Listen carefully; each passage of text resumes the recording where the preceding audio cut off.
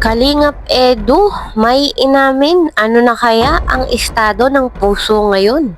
Yan po ang pag-uusapan at aalamin natin ngayong araw. Pero bago po ang lahat, mag-love shoutout sa ating mga listeners, sa viewers and subscribers, lalo na po sa ating mga kababayang OFW. Kumusta po kayo mga kalingap?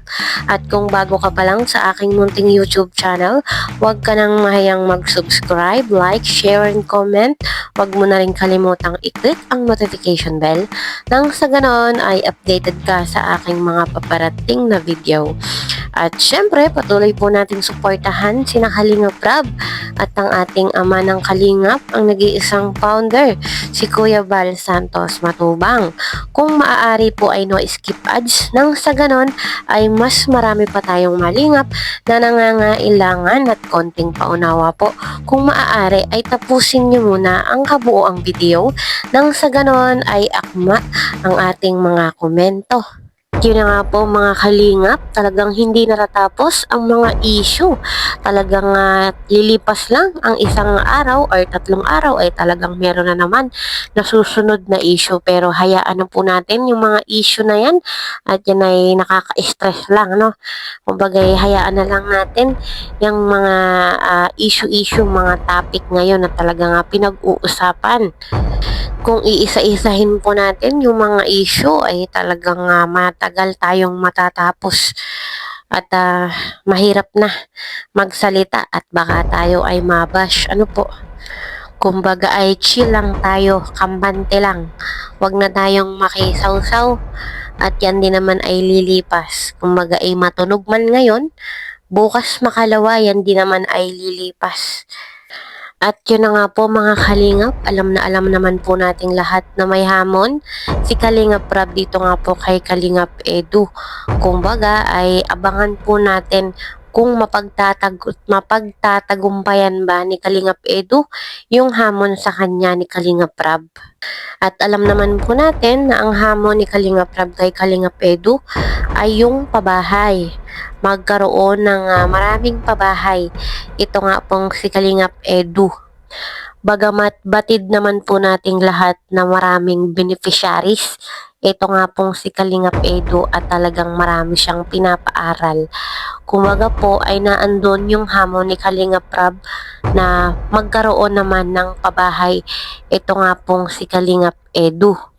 Kung hindi po ako nagkakamali, parang mga 26 or 28, itama niyo po ako mga kalingap kung ako ay tama.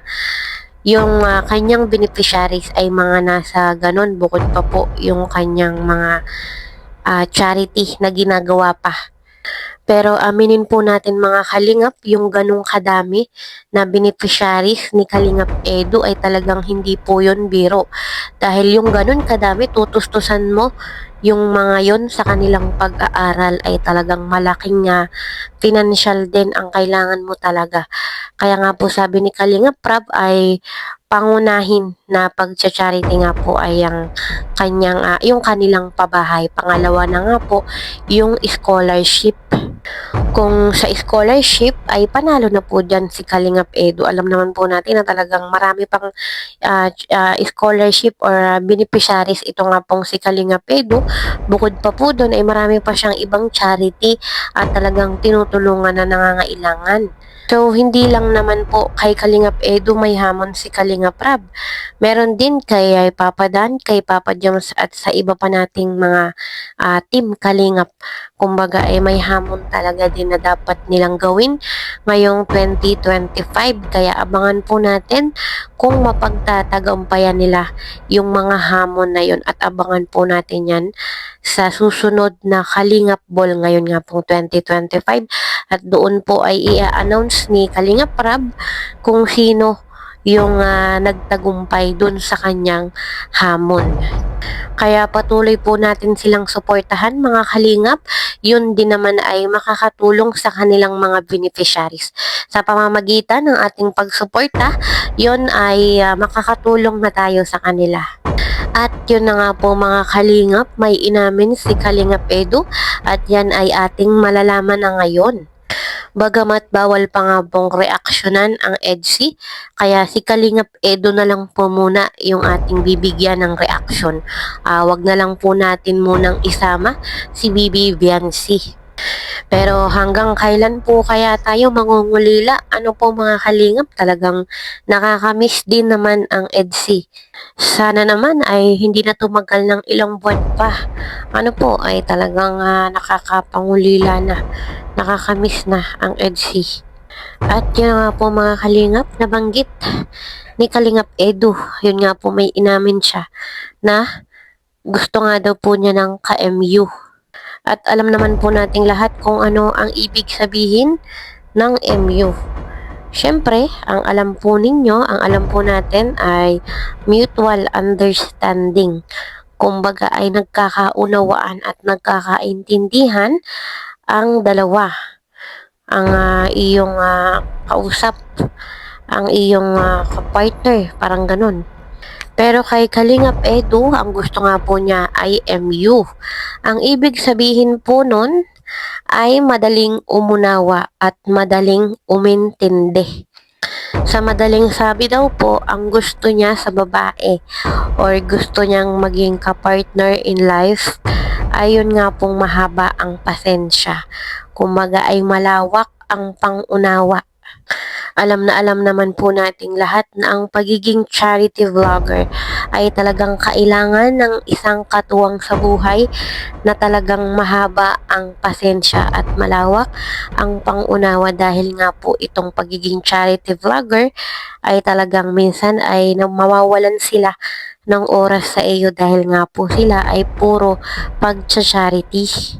Kumbaga po ay dapat yung kanyang pangunawa sa pag-charity ni Nakalingap Edu, katulad po ni Nakalingap Rab, ni Nakalingap Dan, ni Kalingap Jomar, dapat po yung kanilang mapapangasawa at magiging katuwang sa buhay ay naiintindihan yung kanilang pag-charity. Sa madaling sabi ay hindi makitid ang utak. Dapat ay nauunawaan na mabuti yung kanilang ginagawa dahil nga po ang pagiging isang charity vlogger ay talagang hindi rin po biro. Talagang marami kang guguguli na oras para po sa mga ganyang bagay. Talagang dapat yung kanilang magiging katuwang sa buhay ay talagang naiintindihan ng maayos yung ginagawa ng kanilang magiging asawa, katulad po nito nga pong si Kalingap Edu. At isa pa nga po dyan ay ang pagiging charity. Kumbaga ay pagiging charity vlogger nga po. Yang mga yan po talaga ay naglalabas ng sariling mga pera. Kumbaga po ay swerte kung maraming mag-i-sponsor doon sa mga katulad po ng pabahay kaya Viancy. Ano po, swerte pag maraming mga nag-o-offer or gustong tumulong doon sa iyong pag-charity. Pero minsan yung mga ganyan po ay hindi naiiwasan yung mga pagkakataong ikaw ay kakapusin. Kaya po no choice, ikaw ay maglalabas talaga ng ganong kalaking halaga. Kaya po yung mga dapat ganyang bagay ay maiintindihan ng kanilang mapapangasawa. Kaya po siguro si Kalingap Edu ay ganun yung kanyang ideal type. Yung baga nga pag-uugali, ganun po yung gusto niya nga ugali ng kanyang mapapangasawa. Yun nga po nga madaling umintindi at malawak ang pangunawa. Kaya po ay sa tingin ko naman ay siguro makakatagpo siya ng ganong babae. So yun po mga kalingap, hanggang dito na lang muna. See you in my next video. Bye!